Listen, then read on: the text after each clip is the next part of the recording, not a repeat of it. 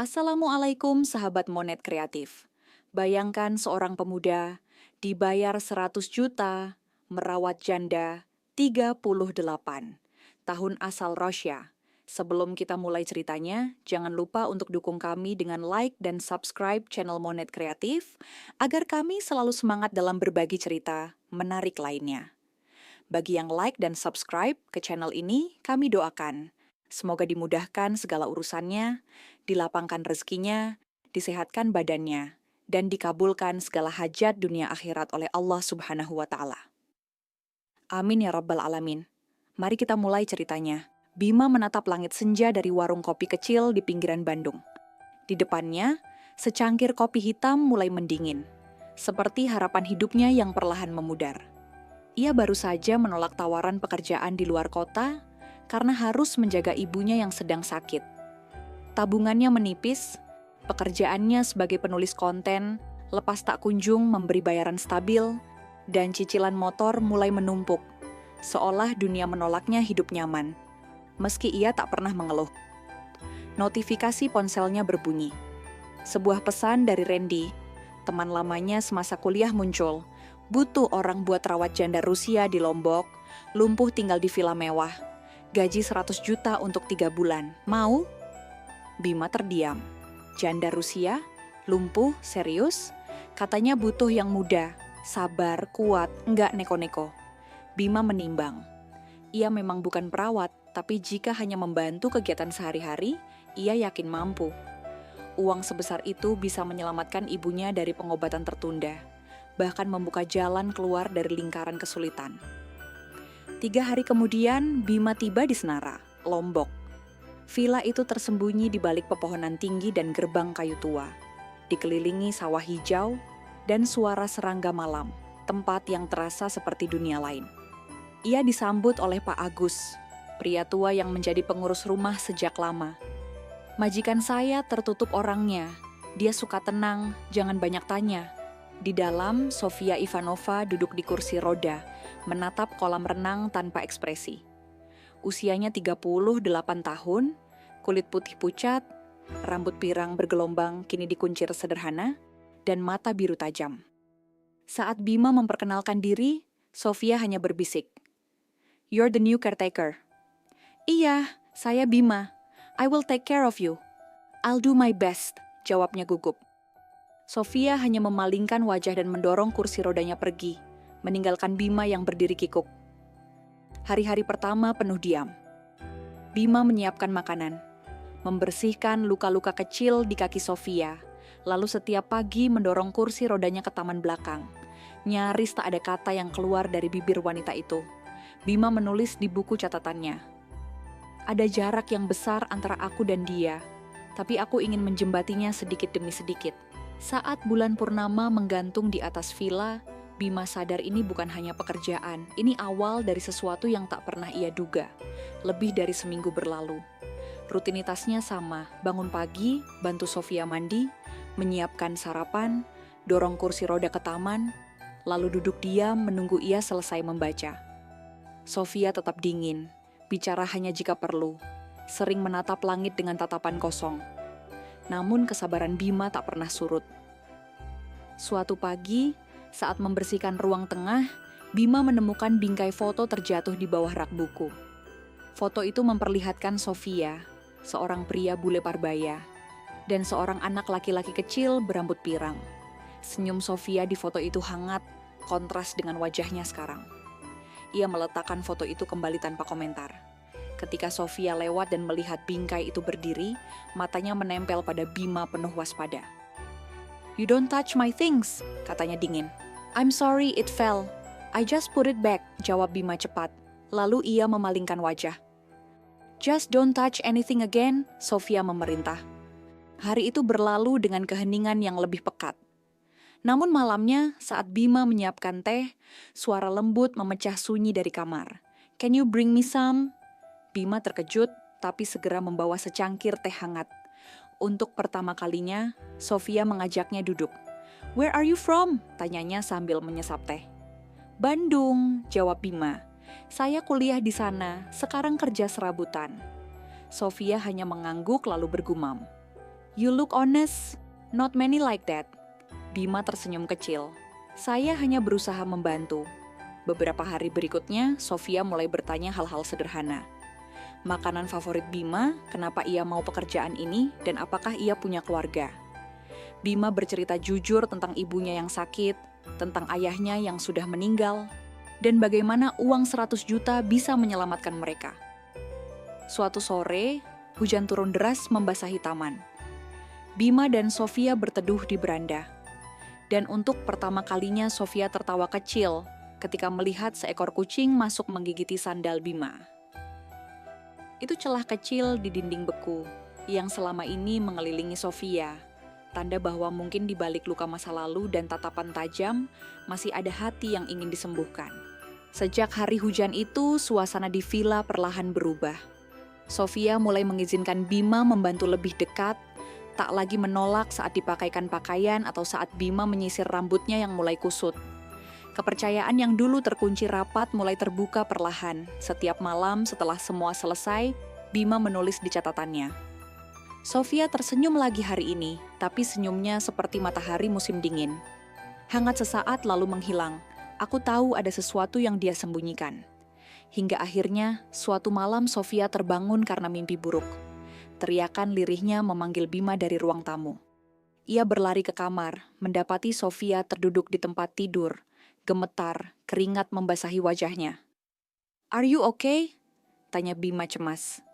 Sofia menatap kosong. "He took him. He left me. Everything gone."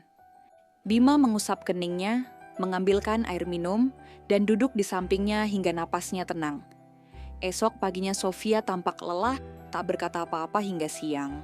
Lalu tiba-tiba meminta Bima mendorong kursi rodanya ke sudut taman belakang, di bawah pohon Kamboja yang rimbun. Di sana dengan suara pelan dan aksen Rusia kental, ia mulai bercerita. "Namanya Alex, anak saya.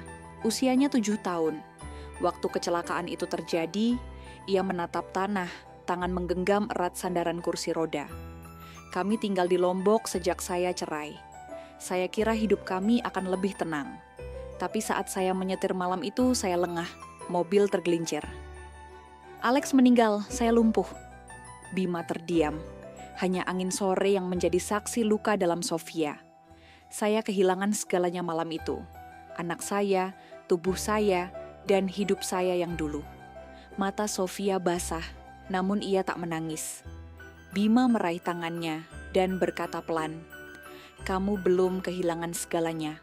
Kamu masih di sini, dan saya ada untuk membantumu kembali bangkit." Untuk pertama kalinya, Sofia menatap Bima tanpa jarak, hanya luka dan kejujuran. Sejak percakapan itu di bawah pohon Kamboja, hubungan mereka berubah nyata. Tak lagi sekadar perawat dan pasien, ada kehangatan baru yang tak terucap. Sofia mulai tersenyum lebih sering. Bima tak lagi diperlakukan seperti pekerja, melainkan seperti seseorang yang kehadirannya benar-benar diharapkan. Ia mulai meminta didampingi saat terapi kecil pagi hari, belajar menggerakkan jari kakinya lagi. Bima kecil bersorak setiap melihat kemajuan. Sofia hanya tersenyum malu. Di sela waktu luang, mereka banyak mengobrol. Bima bercerita tentang masa kecilnya di desa dekat Pacitan, tentang ibunya yang suka membuat gudeg, dan impiannya punya usaha sendiri. Sofia mendengarkan penuh perhatian, kadang tertawa kecil mendengar logat Jawa Bima yang muncul tanpa sadar. "Your life is so different from mine," ujar Sofia suatu sore di beranda. Bima mengangguk, "Tapi luka kita hampir sama. Sama-sama kehilangan, sama-sama belajar untuk tetap hidup." Malam setelahnya, mereka makan malam pribadi di taman. Lampu gantung kecil menyala di sepanjang pagar. Sofia menatap Bima. "Bagaimana kalau saya benar-benar bisa jalan lagi? Apa kamu masih mau tinggal?" Bima terdiam, belum siap menjawab. Namun di lubuk hatinya ia tahu, dengan atau tanpa uang 100 juta, ia sudah terlalu terikat untuk pergi begitu saja. Sofia menunduk. "Saya takut kalau sembuh nanti kamu akan pergi seperti yang lain." Bima menarik napas panjang. "Saya di sini bukan karena kamu butuh bantuan, tapi karena saya yang butuh kamu." Mata Sofia berkaca-kaca. "Jangan buat saya berharap terlalu banyak, Bima. Hari berlalu dengan kemajuan yang nyata. Sofia mulai berdiri beberapa detik dengan alat penyangga. Setiap keberhasilan dirayakan bersama. Suatu pagi di taman, tiba-tiba Sofia berkata, suaranya serak. "Kamu sudah banyak membantu saya, lebih dari yang saya harapkan. Tapi saya takut kamu jatuh cinta pada saya." Bima menunduk, tak tahu harus berkata apa. Sofia melanjutkan pelan. "Aku tidak bisa memberi kebahagiaan yang kamu butuhkan. Aku hanya sisa masa lalu yang patah." Bima meraih tangan Sofia. "Saya di sini karena saya ingin kamu sembuh. Bukan hanya tubuhmu, tapi hatimu juga. Saya tahu sulit, tapi saya tidak akan pergi begitu saja." Mata Sofia memerah, ketakutan untuk menerima cinta muncul. Tapi ia merasakan ketulusan di balik kata-kata Bima. Keesokan harinya, Bima menerima telepon dari Randy. "Bos bilang, kalau sudah waktunya kamu balik, semua sudah beres. Kamu bisa ambil uangnya 100 juta. Darah Bima berdesir. 100 juta itu beban di pikirannya. Ia harus memilih, kembali ke hidup lamanya dengan uang itu, atau tinggal menghadapi ketidakpastian bersama Sofia. Di hadapannya, Sofia juga merasakan keraguan itu. Sofia berkata pelan, "Jika kamu ingin pergi, aku tidak akan menghalangimu." Bima menatap dalam-dalam. "Aku tidak ingin pergi, tapi aku harus memikirkan masa depan ibuku. Aku tak bisa lari dari tanggung jawab." Mata Sofia sayu. Ia tahu ini bukan sekadar soal uang, tapi soal pilihan hidup yang akan mengubah segalanya. Akhirnya, Bima tahu ia harus memilih. Tugasnya sudah selesai. Uang itu sudah dijanjikan. Namun hatinya berat. Bagaimana bisa meninggalkan Sofia setelah semua yang terjadi? Hari itu langit Senara mendung. Hujan turun sejak pagi, memberi suasana berat di villa yang kini terasa seperti rumah. Bima duduk di ruang tamu, menatap ponsel yang bergetar tiap beberapa menit. Randy menanyakan kembali kesiapan pulang. Bima menutup mata, mencoba menenangkan pikiran. Ini bukan soal uang lagi, tapi hati. Sofia masuk berkain santai. Ia terlihat lebih cerah meski ada kesedihan di mata biru itu. "Aku tahu kamu dilema. Kamu sudah melakukan lebih dari cukup. Aku tidak ingin kamu merasa terjebak." Bima angkat kepala, mata mereka bertemu. "Aku tidak ingin pergi, tapi aku juga tak bisa mengabaikan tanggung jawabku." Sofia mengangguk pelan. "Aku mengerti, aku tidak bisa mengikatmu di sini, karena aku sendiri tak tahu apa yang akan terjadi padaku. Aku takut jika kamu tetap di sini, kamu akan menghabiskan hidupmu untuk merawatku. Sementara aku tak bisa memberi apa-apa selain luka dan masa lalu yang hancur." Bima terdiam menghimpun kata. "Anastasia, maaf Sofia. Aku di sini bukan karena uang atau kewajiban. Aku di sini karena aku ingin ada untukmu. Jika kamu benar-benar ingin sembuh, aku akan mendukungmu." Mata Sofia berkaca-kaca. Untuk pertama kalinya dalam waktu lama, air matanya jatuh, bukan karena kesedihan, tapi karena ketulusan yang ia rasakan. "Kamu tidak tahu betapa sulitnya ini, Bima. Tapi jika kamu tetap ingin di sini, aku tak akan memaksamu pergi. Tidak ada yang memaksaku." Bima meraih tangan Sofia. "Aku ingin memilihmu. Memilih hidup ini karena hidup bukan hanya soal memilih yang mudah, tapi tentang memilih yang benar, meski penuh ketidakpastian." Hujan mulai mereda. Mereka duduk bersama di ruang tamu yang kini terasa lebih ringan. Dunia luar masih menunggu lewat panggilan yang terlewat di ponsel Bima. Tetapi untuk saat ini, ia tahu ia tak bisa pergi begitu saja. Ia sudah membuat pilihan. Tinggal bersama Sofia, meski jalan mereka tak mudah. Hari-hari setelah keputusan itu terasa lebih ringan. Meskipun Bima tahu hidup bersama Sofia tidak akan sempurna, kebahagiaan sederhana mulai muncul dari rutinitas mereka. Sofia yang dulu terisolasi, kini membuka diri, berjuang setiap langkah kecilnya. Ia mulai berjalan tanpa alat penyangga, kembali ke galeri seni kecil yang dulu ia cintai, dengan Bima selalu di sisinya. Suatu sore di pantai dekat villa, Bima memegang tangan Sofia dan berkata, "Kita sudah melewati banyak hal, Sofia. Dari masa lalu yang penuh luka hingga saat ini di mana kita berdiri bersama.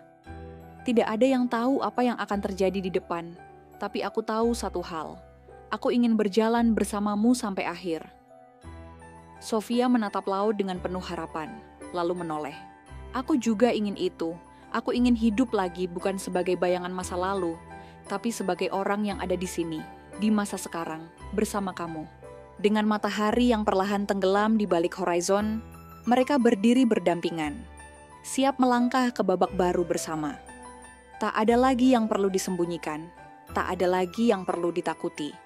Mereka punya satu sama lain, dan itu cukup untuk memulai cerita baru.